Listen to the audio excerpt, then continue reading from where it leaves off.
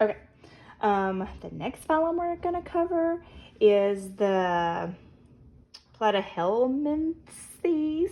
Platyhelminthes. Whew, told y'all these things are hard to say. Ugh, this is my least favorite. These are your parasites. These are, they're not all parasites, but a lot of them are. These are your flatworms. Think plat, rhymes with flat. These are your flatworms that fall into this phylum. Platyhelminthes. Maybe I said that right. Flatworms, a lot of them are parasites. You got your liver flukes. A lot of these have your incomplete digestive system where it goes in and out the same hole. Their food goes in and the waste comes out the same hole. They're capable of regeneration. You can chop them in half and they'll just grow back whatever you chopped off. Your planarians are flatworms, Platyhelminthes. You'll be looking at those under the microscope in the experiment today too. Some of them those are free living, but some of them are not free living. A lot of them are parasitic. Tapeworms, obviously, those are parasitic. A lot of those have bilateral symmetry. They're mirror halves of each other. Let me scan. We talked about, incomplete digestive systems. There's the planarian that you'll be looking at under the microscope today. Talks more about host and primary host and secondary host and your parasites and how all that cycles through. Tapeworms. There are flukes that move to the liver. Talks more about parasites. Something though, and this is just my opinion, so I'm not stating this as a fact. The book talks about how there are very few cases though in the United States of people being severely infected with parasites. They said it's more common in third world countries where sanitary conditions are not as good. I disagree. I think there are plenty parasitic infections in America. I think our medical field, which I was a part of, has done a very poor job searching, treating, or even thinking about parasite infections when it comes to sicknesses. I'll spare you my soapbox on that, but I fully believe every family should do a whole body parasite cleanse, if not every 6 months, at least once a year. I just think I think we've assumed for so long in the U.S. medical field that people don't have bad parasite infections, so we don't typically do parasite cleanses or treat people for parasites or even check them for parasites, unless it's so bad and they're so sick that it's like coming out of everywhere and then you're like, oh yeah, you've got something wrong. I think most people anywhere, everywhere, 95% of the population have parasites. It's just, do you have enough of them to really make you sick? But I think parasite cleanses are something everyone should do fairly often. And I know that's gross and mortifying, but I disagree with the author there. I think we have plenty cases of tapeworm infections and other parasitic infections in the United States. Our medical field just has fallen by the wayside with that. It's not in our culture to do parasite cleanses like it is a lot of other cultures. So I think we just don't realize that it's a problem for us too. And we'd all be healthier if we did a parasite cleanse more often. But that's all I'm going to say about that. That's my opinion. I'm not stating it as a fact, but I had to state it because that's one of my things that I'm big about. Okay, moving on. Now, all right, that's your Platyhelminthes or your flatworms. Now, moving on to the next phylum.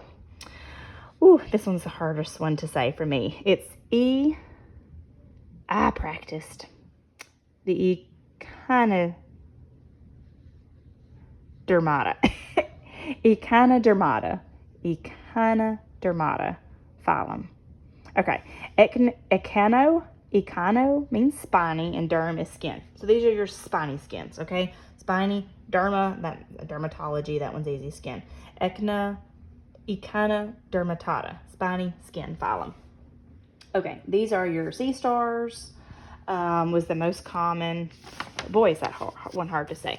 Okay, sea stars, this is your radial symmetry. Like I said, it comes out in multiple segments, more than just two. There's all kinds of stuff there to read about sea stars. that was really interesting. Their water systems, their nervous systems, how they can, take their stomach and let it leave their body, go inside of a muscle, eat it, and then pull their stomach back in. Super cool. Lots of cool things there to read through. Here just talks more about the different animals in this phylum. And that's about all I got on that one. They have tube feet and spiny skin. So that's the best to suit your sea urchins. Any of these spikes and spines and stuff like that that's coming out. Think of the Echinodermatata. There we go. I said it better that time. Your spiny skins. So that's that one. The next phylum, and we've just got 3 left, is your Mollusca. I like this one. There is a lot. The chapter, this section's a good bit longer.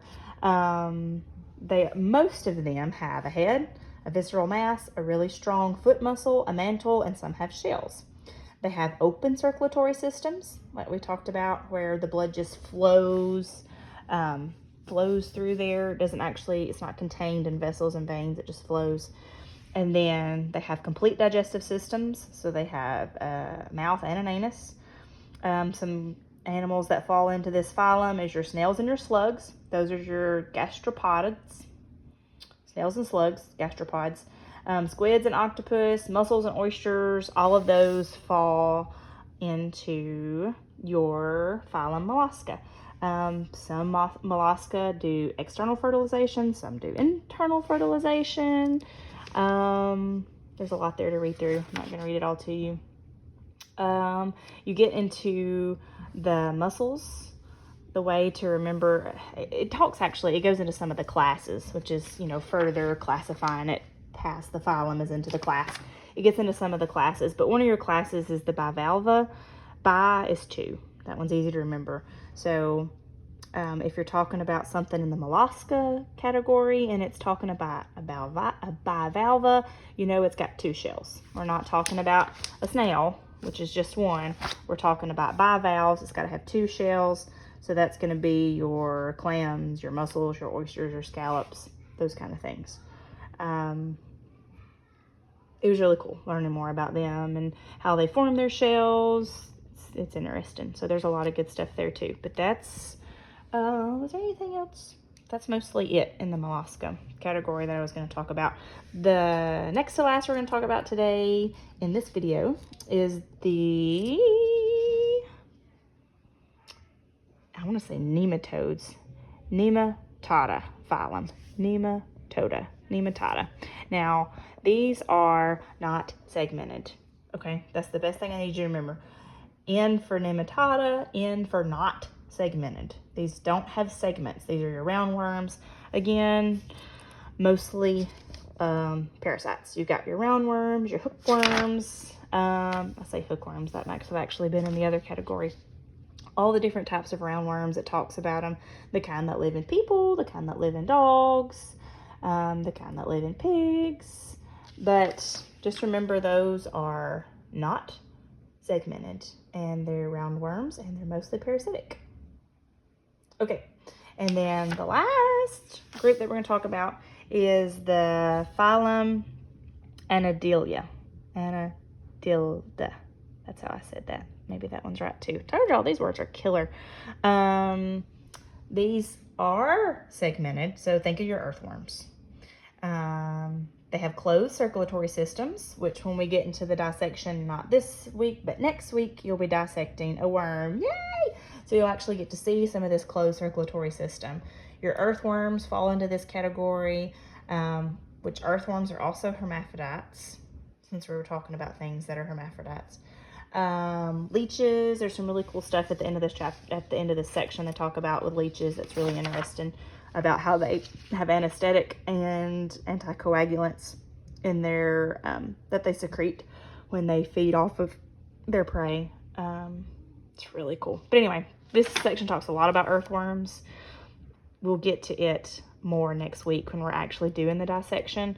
I do want y'all to watch the dissection of the earthworms before you come to class next Tuesday. That will help it all make much more sense, okay?